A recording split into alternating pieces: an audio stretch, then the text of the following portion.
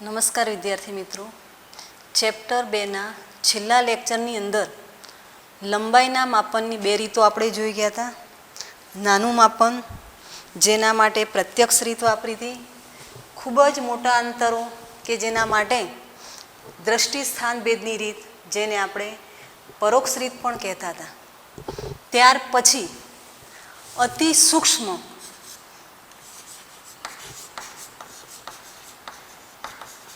લંબાઈનું માપન. દાખલા તરીકે અણુનો વિસ્તાર, અણુનું પરિમાણ, જે 10⁻⁻10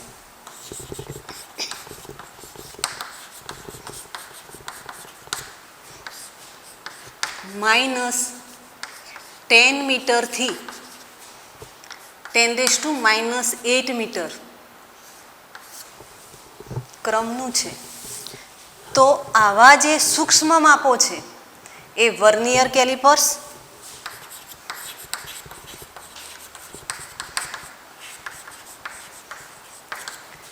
માઇક્રોમીટર કે સ્ફેરોમીટર ની મદદથી માપી શકાતા નથી. તો પછી આવા માપ માપવા હોય, અણુનું પરિમાણ માપવું હોય, તો આગળ વિચારીએ, માઇક્રોસ્કોપ વાપરીએ. પણ માઇક્રોસ્કોપની અંદર પણ કેટલીક મર્યાદાઓ છે. તો સૌપ્રથમ આપણે ઓપ્ટિકલ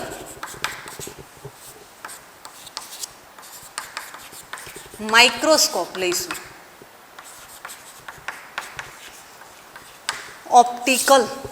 ઓપ્ટિક્સ શબ્દથી તમે પરિચિત છો. ઓપ્ટિક્સ મીન્સ પ્રકાશ. તો અહીં આગળ ઓપ્ટિકલ માઇક્રોસ્કોપની અંદર દ્રશ્ય પ્રકાશનો ઉપયોગ કરવામાં આવે છે. અને દ્રશ્ય પ્રકાશ માટે તમે જાણો છો કે દ્રશ્ય પ્રકાશની તરંગ લંબાઈ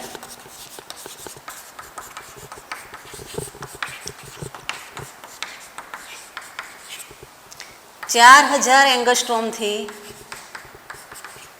7000 એંગસ્ટ્રોમ છે. આને આપણે મીટરમાં કન્વર્ટ કરીએ અને 7000 ધ્યાનમાં લઈએ મોટી તરંગ લંબાઈ, તો 0.7 10⁻6 થઈ જાય મીટર.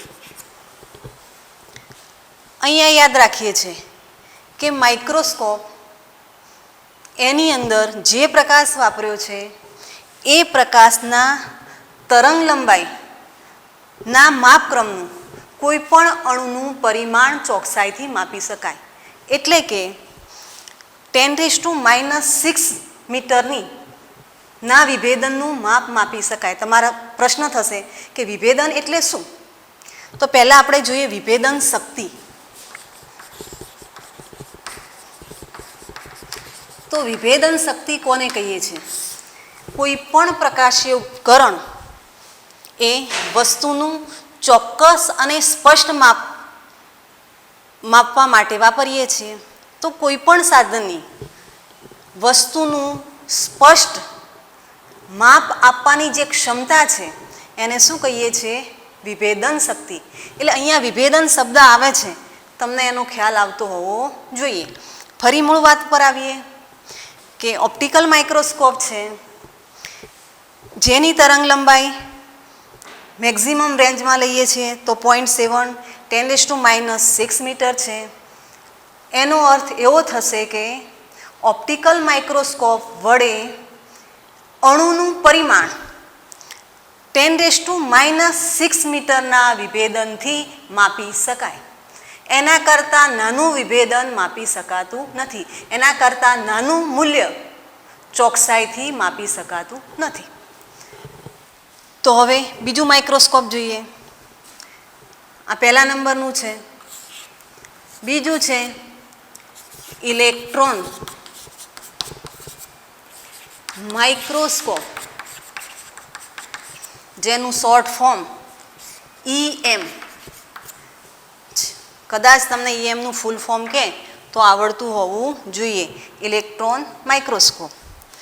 હવે ઇલેક્ટ્રોન માઇક્રોસ્કોપની અંદર જેમ ઓપ્ટિકલ માઇક્રોસ્કોપમાં પ્રકાશનો ઉપયોગ કરતા હતા, એમ ઇલેક્ટ્રોન માઇક્રોસ્કોપની અંદર ઇલેક્ટ્રોન બીમનો ઉપયોગ કરીએ છીએ. હવે ઇલેક્ટ્રોન વિકિરણનો દ્વૈત સ્વભાવ આગળ ભણવામાં આવી ગયો છે. તો દ્વૈત સ્વભાવ એ શું સૂચવે છે? તો કોઈ પણ વિકિરણ એ બે સ્વરૂપ ધારણ કરે છે, કણ અને તરંગ. તો અહીંયા ઇલેક્ટ્રોન માટે પણ એવું જ છે. ઇલેક્ટ્રોન કણ અને તરંગ બંને સ્વરૂપ ધરાવે છે. તો ઇલેક્ટ્રોન માઇક્રોસ્કોપની અંદર ઇલેક્ટ્રોનનું કણ સ્વરૂપ આપણે ધ્યાનમાં લેતા નથી, પણ કયું સ્વરૂપ ધ્યાનમાં લઈશું? તરંગ. તો તરંગ સ્વરૂપ ધ્યાનમાં લીધા પછી ઇલેક્ટ્રોન બીમને ચોક્કસ ડિઝાઇન કરેલા વિદ્યુત ચુંબકીય તરંગો, વિદ્યુત અને ચુંબકીય ક્ષેત્ર દ્વારા કેન્દ્રિત કરી શકાય છે. અને એ ઇલેક્ટ્રોન છે, એ ઇલેક્ટ્રોન માઇક્રોસ્કોપ છે, એની તરંગ લંબાઈ એટલે કે ઇલેક્ટ્રોન માઇક્રોસ્કોપમાં આપણે જે ઇલેક્ટ્રોન બીમ વાપર્યું છે એની તરંગ લંબાઈ 1 એંગસ્ટ્રોમ છે. 1 એંગસ્ટ્રોમ બરાબર 10⁻⁻10 મીટર થાય. ફરી મૂળ વાત સમજી લઈએ કે electron microscope short form EM, એમાં ઇલેક્ટ્રોન બીમ વાપરવાનું છે. ઇલેક્ટ્રોનનું કણ સ્વરૂપ ધ્યાનમાં નહીં લઈએ, પણ તરંગ સ્વરૂપ ધ્યાનમાં લઈશું. ઇલેક્ટ્રોનનું તરંગ સ્વરૂપ ધ્યાનમાં લઈશું તો એને તરંગ લંબાઈ હશે. ઇલેક્ટ્રોનની તરંગ લંબાઈ કેટલી છે? 1 એંગસ્ટ્રોમ. 1 એંગસ્ટ્રોમ બરાબર શું થાય? તો 10⁻10 મીટર. તો અહીંયા ઇલેક્ટ્રોન માઇક્રોસ્કોપ દ્વારા એની તરંગ લંબાઈ જેટલા જ પરિમાણ ધરાવતા કણનું ચોકસાઈથી માપન કરી શકાય. એના કરતાં ઓછું હશે તો માપી શકાતું નથી. એટલે ઇલેક્ટ્રોન માઇક્રોસ્કોપ માટે પણ 1 એંગસ્ટ્રોમ એટલે કે 10⁻10 મીટર જેટલું માપ સીમિત છે. ત્યાર પછી છેલ્લું માઇક્રોસ્કોપ છે. આની અંદર આપણે 3 માઇક્રોસ્કોપ લેવાના છે. એમાં છેલ્લું જેનો ઉપયોગ નેનો ટેકનોલોજી ના અભ્યાસમાં કરીએ છીએ, જેને સ્કેનિંગ ટનલિંગ માઇક્રોસ્કોપ, એનું શોર્ટ ફોર્મ લેવું હોય તો S સ્કેનિંગ ટનલિંગ અને M માઇક્રોસ્કોપ. તો આ જે માઇક્રોસ્કોપ છે એનું વિભેદન 0.6 એંગસ્ટ્રોમથી 1 એંગસ્ટ્રોમનું છે. તો આ માઇક્રોસ્કોપ દ્વારા કણનું પરિમાણ ચોકસાઈથી આપણે માપી શકીએ છીએ. આ માઇક્રોસ્કોપની મદદથી ધાતુના અણુ, પરમાણુ વગેરેનો અભ્યાસ કરી શકાય. ટૂંકમાં સૂક્ષ્મ માપવા માટે માઇક્રોસ્કોપ પસંદ કર્યા. એમની દરેક માઇક્રોસ્કોપની શું મર્યાદા છે એ જણાવી દીધું. સૌપ્રથમ ઓપ્ટિકલ માઇક્રોસ્કોપ લીધું, ત્યાર પછી ઇલેક્ટ્રોન માઇક્રોસ્કોપ લીધું અને છેલ્લે સ્કેનિંગ ટનલિંગ માઇક્રોસ્કોપ લીધું, જેની મદદથી કોઈ પણ કણનું પરિમાણ આપણે નક્કી કરી શકીએ છીએ. અને એનું ઉદાહરણ મેં તમને આપી દીધું કે ધાતુ માટે અણુ અને પરમાણુનું પરિમાણ, એની સાઇઝ નક્કી કરવી હોય તો આ માઇક્રોસ્કોપની મદદથી કરી શકાય છે. ત્યાર પછી અણુનો વિસ્તાર નક્કી કરવા માટે એક પદ્ધતિ છે, રીત છે, આણ્વીય સ્તરની રીત. આણ્વીય સ્તરની રીત શું છે એ દરેક વસ્તુ આપણે સમજવી છે. આ જે પ્રશ્ન છે માઇક્રોસ્કોપ વાળો, એ પ્રશ્ન MCQમાં તમને ઉપયોગી થાય એવો છે, એટલે થોડુંક ધ્યાન રાખીશું.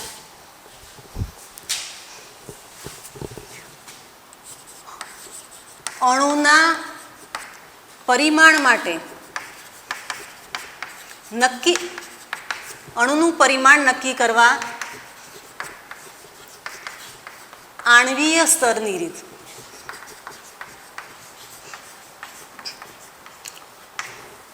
અણુનું પરિમાણ નક્કી કરવાની આણ્વીય સ્તરની રીત સમજાવું. અણુના પરિમાણ નક્કી કરવા માટે આણ્વીય સ્તરની રીત જોઈએ તો આની અંદર ઓલિક એસિડ લઈએ છીએ. પ્રશ્ન એ થશે કે ઓલિક એસિડ એ કેવું છે? તો ઓલિક એસિડ એ સાબુ જેવું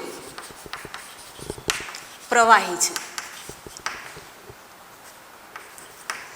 આ રીતમાં એની પદ્ધતિ શું છે, કઈ રીતે કરવામાં આવે છે? તો સૌપ્રથમ ઓલિક એસિડ 1 સેમી ક્યુબ માત્રામાં લઈએ છીએ. ઓલિક એસિડનું કદ કેટલું છે? 1 સેમી ક્યુબ. આ ઓલિક એસિડની અંદર આલ્કોહોલ મિશ્રિત કરીએ છીએ અને આલ્કોહોલ મિશ્રિત કર્યા પછી એ જે મિશ્રણ મળે છે, જે દ્રાવણ મળે છે, કોનું? તો ઓલિક એસિડનું, એ વધીને 20 સેમી ક્યુબ કરવામાં આવે છે. એટલે કે ઓલિક એસિડ 1 સેમી ક્યુબ માત્રામાં લીધું, એની અંદર આલ્કોહોલ ઉમેર્યું. કેટલા સુધી ઉમેર્યું?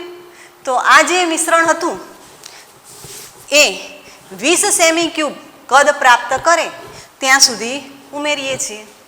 ફરી પાછું 20 સેમી ક્યુબમાંથી 1 સેમી ક્યુબ ઓલિક એસિડનું દ્રાવણ લઈશું.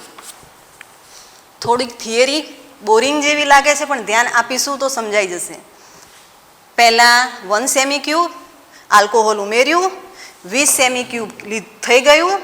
એમાંથી પણ 1 સેમી ક્યુબ અલગ તારવીએ છીએ ઓલિક એસિડનું દ્રાવણ. ફરી પાછું આની અંદર આલ્કોહોલ મિશ્રિત કરીએ છીએ. ફરી આલ્કોહોલ મિશ્રિત કરી અને કદ કેટલું કરીશું? તો મિશ્રણનું 20 સેમી ક્યુબ. તો આ 20 સેમી ક્યુબ થયું એ પણ શું કહીશું? ઓલિક એસિડનું દ્રાવણ. હજી ધ્યાન આપજો. 1 સેમી ક્યુબ પહેલાં હતું, આલ્કોહોલ ઉમેરી 20 કર્યું, 20માંથી માત્ર 1 જ લીધું, એ એકની અંદર ફરી આલ્કોહોલ મિશ્રિત કર્યું, ફરી પાછું કેટલું બનાવ્યું? 20. આ 20 બનાવ્યા પછી ફરી પાછું એમાંથી 1 સેમી ક્યુબ ઓલિક એસિડનું દ્રાવણ આપણે વાપરવાનું છે. તો દ્રાવણની સાંદ્રતામાં ઓલિક એસિડ પ્રતિ સેમી ક્યુબ કેટલું થશે?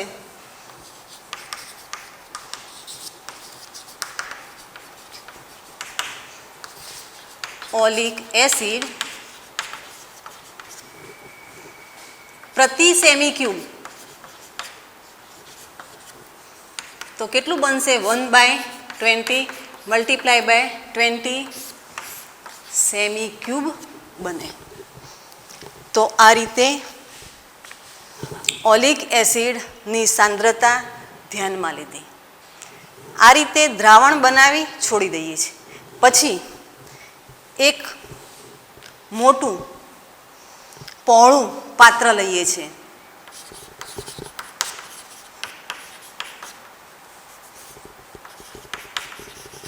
પાત્ર. આ પાત્રની અંદર પાણી ભરવામાં આવે છે. એ પાણીની સપાટી પર નામ યાદ રાખવું પડશે, લાઇકોપોડિયમ નામના પાવડરનો છંટકાવ કરવામાં આવે છે. એટલે કે મોટું પાત્ર કેવું છે? પહોળું છે, પાણી ભર્યું છે, એના ઉપર લાઇકોપોડિયમ પાવડરનો છંટકાવ કર્યો. એટલે કે પાણી ઉપર લાઇકોપોડિયમનું સ્તર બનાવી દઈએ છીએ અને એ સ્તર ઉપર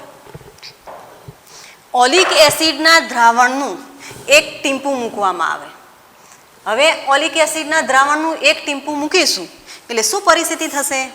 તો ધારો કે આ એક પાત્ર છે, નીચે પાણી છે, અહીંયા થોડુંક પાવડરનું આપણે સ્તર બનાવી દીધું છે. એટલે ઓલિક એસિડનું દ્રાવણ અહીંયા મૂકીએ તો પાણી સાથે મિશ્રિત થઈ જાય નહીં. હવે ઓલિક એસિડનું 1 ટીમ્પું મૂકીએ છીએ ત્યારે એ ટીમ્પું વિસ્તરે છે. અને કેવું વિસ્તરણ પામે છે? તો એના એક અણુની જાડાઈનું પાતળું સ્તર બનાવે છે. એટલે એક એક અણુ છૂટો પડી જાય એ રીતે વિસ્તરે છે. અને એ વિસ્તર્યા પછી જે આકાર બનાવે છે એ આકાર પણ કેવો છે? ગોળાકાર છે.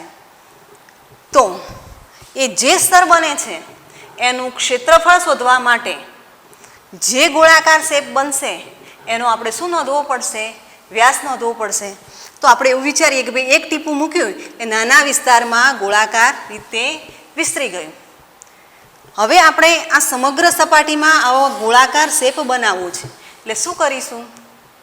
ઓલિક એસિડના દ્રાવણના એક કરતાં વધારે ટીમ્પા નાખીશું. ધારો કે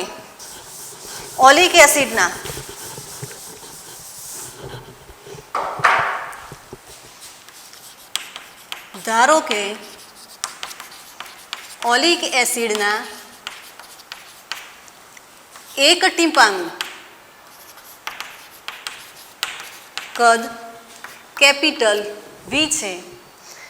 આપણે આખો એરિયા કવર કરવા માટે કેટલા ટીમ્પા લઈએ છીએ? N ટીમ્પા. તો એક ટીમ્પાનું કદ V, તો N ટીમ્પાનું કુલ કદ બરાબર કેટલું થશે? NV થશે. તો ઓલિક એસિડના દ્રાવણનું કદ સાંદ્રતા સાથે લઈએ તો NV ગુણ્યા સાંદ્રતા થાય. સાંદ્રતા કેટલી છે?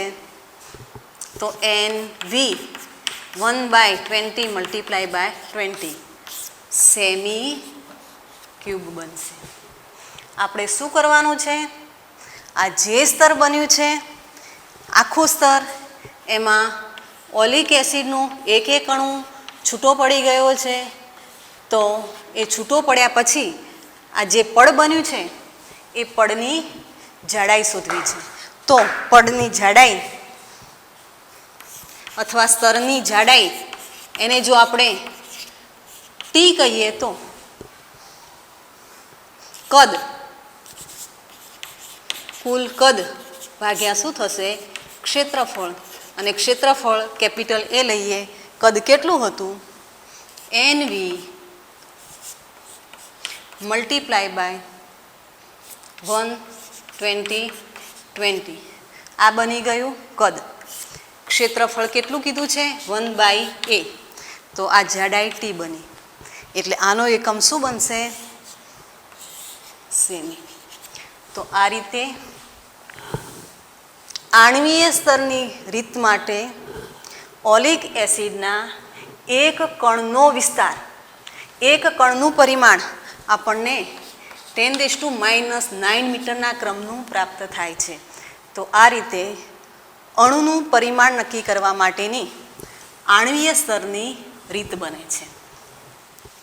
ત્યાર પછી લઈએ લંબાઈના સૂક્ષ્મ એકમો. તમે હમણાં જ આણ્વીય સ્તરની રીતમાં અણુનું પરિમાણ જોયું. અણુનું પરિમાણ, અણુ પછી એનાથી નાનું જોઈએ તો પરમાણુ. પરમાણુની અંદર ન્યુક્લિયસ. એની અંદર જઈએ તો ન્યુક્લિયસની અંદર પ્રોટોન અને ન્યુટ્રોન. તો જોઈએ કે અણુનું પરિમાણ 10⁻⁹ મીટર ક્રમનું છે. ન્યુક્લિયસનું યાદ રાખવાનો પ્રયત્ન કરવાનો 10⁻14 મીટર. હજી ન્યુક્લિયસની અંદર જઈએ એટલે કે ઘણું સૂક્ષ્મ પ્રોટોન, તો પ્રોટોનનું પરિમાણ છે 10⁻15 મીટર. એનો અર્થ એવો થશે કે ખૂબ સૂક્ષ્મ લંબાઈના માપન માટે આ મીટરના સંદર્ભમાં જે સૂક્ષ્મ એકમો છે એના માટે અલગ સંજ્ઞાઓ છે. એટલે બીજા નાના એકમો આપણે ધ્યાનમાં લઈ લઈએ. તો લંબાઈના નાના અને મોટા બધા જ એકમ એક સાથે દર્શાવીશ.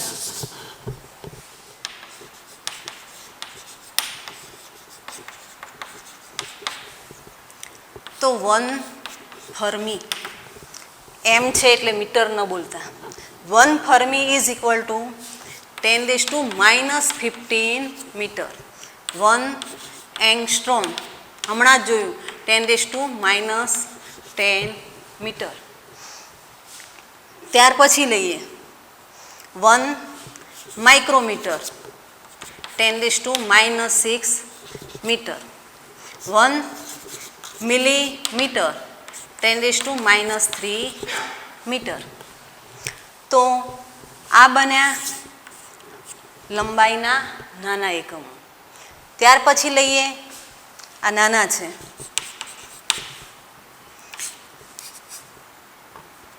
લંબાઈના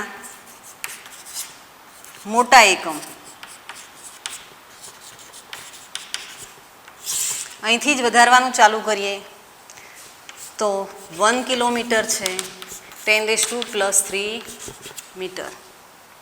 1 મેગા કહું, મિલિયન કહું, બંને શબ્દ ચાલશે, capital M small m. 1 million metre કે 1 megametre is equal to 10⁻6 metre. પછી 3 એકમો છે જેના વેલ્યુ કઈ રીતે મળે છે, એની વ્યાખ્યાઓ શું થાય એ અલગથી આપણે તારવવું છે. તો પહેલો એકમ લઈએ છીએ 1 એસ્ટ્રોનોમિકલ યુનિટ, એટલે ખગોળશાસ્ત્રની અંદર આ નિયમ વાપરવાનો થાય છે, આ એકમ વાપરવાનો થાય છે. 1 એસ્ટ્રોનોમિકલ યુનિટ, હાલ માત્ર એની વેલ્યુ લખી દઈએ, પછી 3 એકમો સમજાવીએ છીએ. 1.496 મલ્ટીપ્લાય બાય 10⁻11 મીટર. 1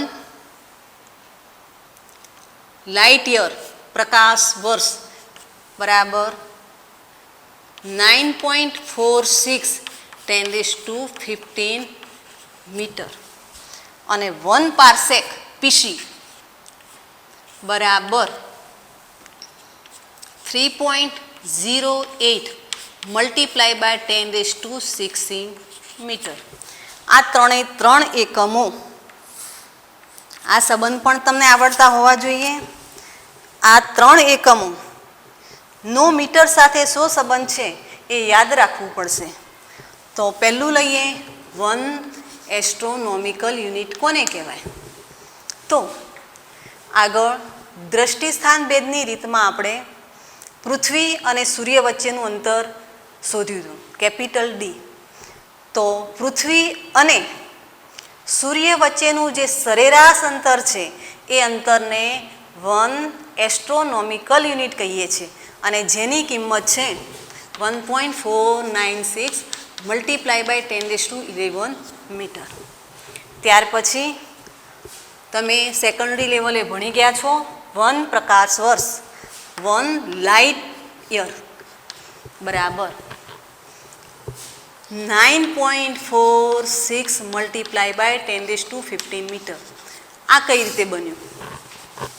તો પ્રકાશ વર્ષ,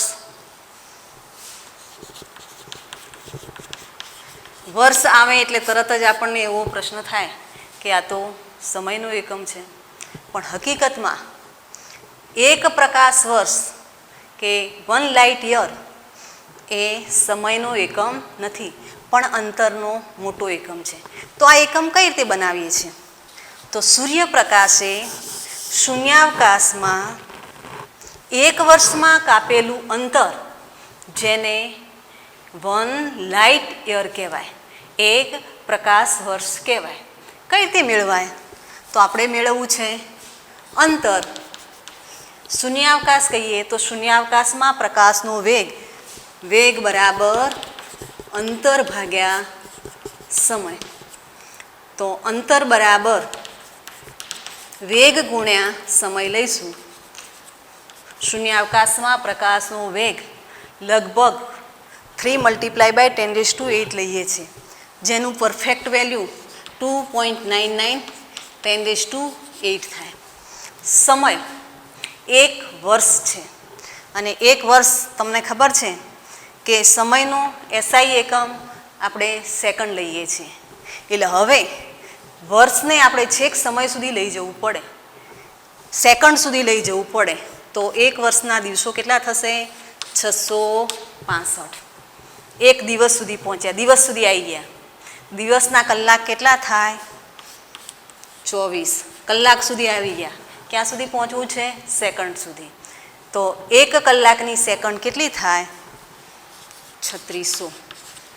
આ બધી જ ગણતરી કેલ્ક્યુલેટરની અંદર તમે કરો છો ત્યારે તમને લગભગ 9.46 મલ્ટીપ્લાય બાય 10⁻15 મીટર જવાબ પ્રાપ્ત થાય છે.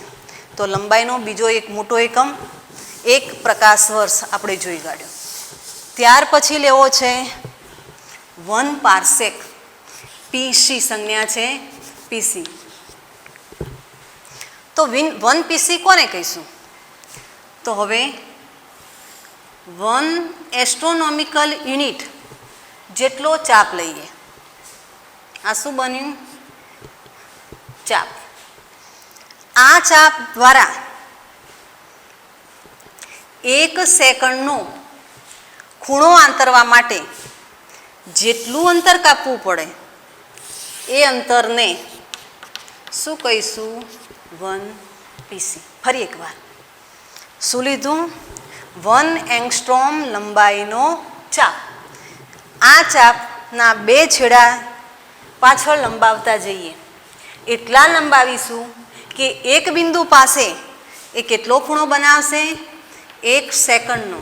તો આ 1 સેકન્ડનો ખૂણો બનાવવા માટે જે કંઈ અંતર છે, જેટલું અંતર બનશે એ અંતરને શું કહીશું? 1 પાર્સેક.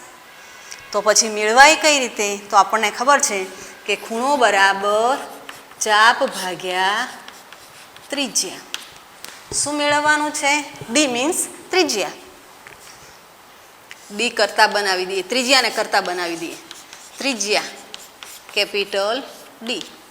ચાપ કેટલો છે? તો 1 એસ્ટ્રોનોમિકલ યુનિટ. થીટા કેટલું છે? 1 સેકન્ડ. તમે જાણો છો કે 1 એસ્ટ્રોનોમિકલ યુનિટ બધાને યાદ રહેવું જ જોઈએ. બરાબર 1.496 10⁻11 મીટર. 1 સેકન્ડ. પણ ખૂણો બરાબર ચાપ ભાગ્યા ત્રિજ્યામાં આપણે ખૂણો શામાં લેવાનો હોય છે? સૂત્રમાં ખ્યાલ જ છે, ખૂણો રેડિયનમાં જ જોઈએ. તો ફરી પાછું 1 સેકન્ડનું રેડિયનમાં રૂપાંતર કરવા માટે છેલ્લા લેક્ચરની અંદર આપણે સેકન્ડમાંથી મિનિટમાં, મિનિટમાંથી ડિગ્રીમાં અને ડિગ્રીમાંથી રેડિયનમાં. જો તમને 1 સેકન્ડ બરાબર કેટલા રેડિયન થાય એ જવાબ યાદ હોય તો સીધો મૂકી દઈશું. તો હું લખી દઈશ કે 1 સેકન્ડ અને 1 સેકન્ડ બરાબર 4.85 મલ્ટીપ્લાય બાય 10⁻6 રેડિયન થાય છે. આની ગણતરી તમે કેલ્ક્યુલેટરની અંદર કરો છો ત્યારે તમને જવાબ લગભગ, દરેકની અંદર હું લગભગ શબ્દ એટલા માટે વાપરું છું કે પોઈન્ટ પછી એકાદ ફરક હોય વેલ્યુમાં તો બહુ ચિંતા કરવાની નહીં. 3.08 10⁻16 મીટર થાય છે. તો 3 લંબાઈના મોટા એકમ કઈ રીતે મેળવી શકાય એ 3ની વિસ્તૃત સમજ આપી દીધી. ત્યાર પછી આ 3 એકમોનો આંતર સંબંધ શું છે?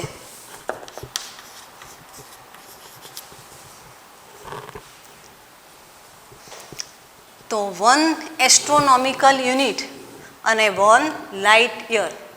તમને એમ પૂછવામાં આવે કે 1 પ્રકાશ વર્ષ બરાબર કેટલા એસ્ટ્રોનોમિકલ યુનિટ?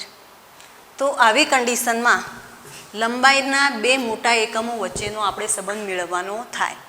1 પ્રકાશ વર્ષ, ધ્યાન આપીશું, 1 પ્રકાશ વર્ષ લાઇટ યર બરાબર ખાલી જગ્યા એસ્ટ્રોનોમિકલ યુનિટ. તો અહીંયા આપણે સીધો જ જવાબ મેળવી શકીએ એમ છીએ. કન્વર્ટ કરી અને મેળવીને લાંબી પ્રોસેસ કરવાની જરૂરિયાત છે નહીં. પણ ક્યારે તમે મેળવી શકો? આ બંનેના મીટર સાથેના, આ બંને એકમોનો મીટર સાથે શો સંબંધ છે આંકડાકીય માહિતી સાથે એ તમને યાદ હોવું જોઈએ. હવે અહીંયા ખૂબ ધ્યાન આપવું પડશે. કે પ્રકાશ વર્ષ બરાબર એસ્ટ્રોનોમિકલ યુનિટ લેવું છે. એટલે જમણી બાજુએ છે એસ્ટ્રોનોમિકલ યુનિટ અને ડાબી બાજુએ શું છે? પ્રકાશ વર્ષ. તો પહેલાં પ્રકાશ વર્ષ આપણે એવું લઈશું કે 1 light year by 1 astronomical unit, બંનેનો ગુણોત્તર લઈએ. કઈ રીતે મેળવાય જુઓ તમે. અહીંયા ત્રિરાશિનો સંબંધ મેળવ્યા વગર એ થોડુંક લાંબુ થઈ જાય છે, પણ એના સિવાય સીધું મળી જાય એમ છે. તો 1 પ્રકાશ યર એટલે 946 multiply by 10⁻15. 1 astronomical unit 1.496 10⁻11 metre. તમે આનું કેલ્ક્યુલેશન કરો છો ત્યારે જવાબ કેલ્સીમાં મળે એમ છે, એટલે હું સીધો જ ગણતરીવાળો લખી દઉં છું.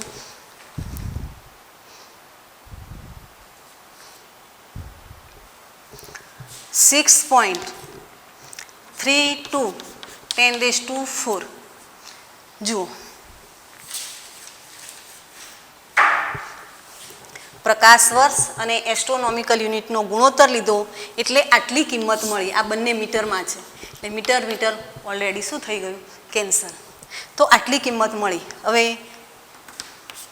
1 એસ્ટ્રોનોમિકલ યુનિટને આપણે લઈ જઈએ જમણી બાજુ તો શું થાય? 1 લાઇટ યર બરાબર 6.32 10⁻4 એસ્ટ્રોનોમિકલ યુનિટ. આ વેલ્યુ યાદ નહીં રાખો તો ચાલશે, કારણ કે ઘણી વેલ્યુ યાદ રાખવા જશો તો ક્યાંક ભૂલી જવાનો પ્રશ્ન થાય. એટલે પેલી 3 જ કિંમતો યાદ રાખો, આ મેળવી દેવાનું. આ છે મોટો એકમ, મોટા એકમમાંથી નાના એકમમાં જઈએ ત્યારે જવાબ 1 કરતાં વધારે મળશે. જો નાના એકમમાંથી મોટા એકમમાં જઈશું તો જવાબ એ પોઈન્ટમાં મળે છે, એટલે 1 કરતાં નાનું મળે છે, એટલે ઘાત માઇનસમાં થશે. જે એકમ મેળવવાનો છે બે વચ્ચેનો સંબંધ જ મેળવવાનો થાય.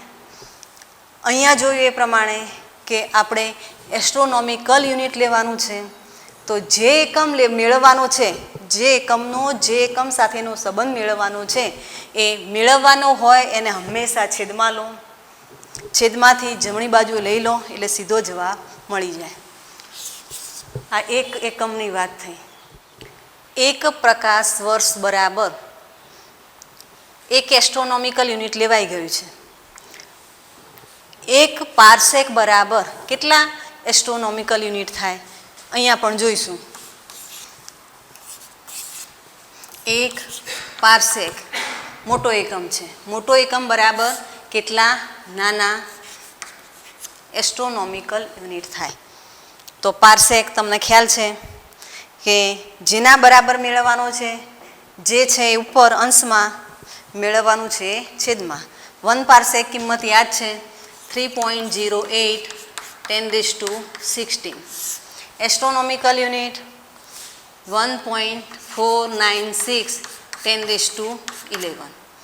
આ મીટરમાં છે, આ મીટરમાં છે, મીટર કેન્સલ થાય. તો આનો જે જવાબ છે એસ્ટ્રોનોમિકલ યુનિટમાં એ જવાબ આવે છે, તમારે કેલ્સીની અંદર ગણતરી કરી દેવાની, 2.05 10⁻5 મળે છે. 1 PC બરાબર 2.05 10⁻5 એસ્ટ્રોનોમિકલ યુનિટ. જો એમ પૂછે કે કંઈક વેલ્યુ હોય 500 PC બરાબર કેટલા એસ્ટ્રોનોમિકલ યુનિટ થાય, તો તમારે 500 વડે ગુણી નાખવાનું. જો તમને એમ પૂછે કે 1 એસ્ટ્રોનોમિકલ યુનિટ બરાબર કેટલા પાર્સેક, તો એસ્ટ્રોનોમિકલ યુનિટનું મીટરમાં માપ પહેલું લખવાનું, પાર્સેકનું મીટરમાં માપ પછી લખીશું. ત્યાર પછી કયો સંબંધ લેવાઈ ગયો? પ્રકાશ વર્ષ એસ્ટ્રોનોમિકલ યુનિટ, પાર્સેક એસ્ટ્રોનોમિકલ યુનિટ. હવે પાર્સેક અને પ્રકાશ વર્ષ લઈ લઈએ. ત્રીજો 1 પાર્સેક બરાબર ખાલી જગ્યા પ્રકાશ વર્ષ લાઇટ યર. ચલો પાર્સેક યાદ છે 1 PC by 1 light unit. 3.08 10⁻16 9.46 multiply by 10⁻11. 15. તો આ ગણતરી પણ તમારે કેલ્સીમાં જ કરવાની છે અને આનો જવાબ આવે છે 3.256 મીટર. મીટર ઉપર નીચે કેન્સલ થઈ જાય છે તો 1 PC બરાબર 3.256 પ્રકાશ વર્ષ થાય. આ સંબંધો તમને ઓબ્જેક્ટિવમાં પૂછાઈ શકે એમ છે. દરેક યુનિટનો અન્ય યુનિટ સાથે શું સંબંધ છે એ મેળવી નાખવાનો. મેં મોટા બરાબર કેટલા નાના થાય, મોટા એકમ બરાબર કેટલા નાના એકમ થાય એ તમને સમજાવી દીધું. તમે આનું ઉલટું ઘરે કરી દેજો.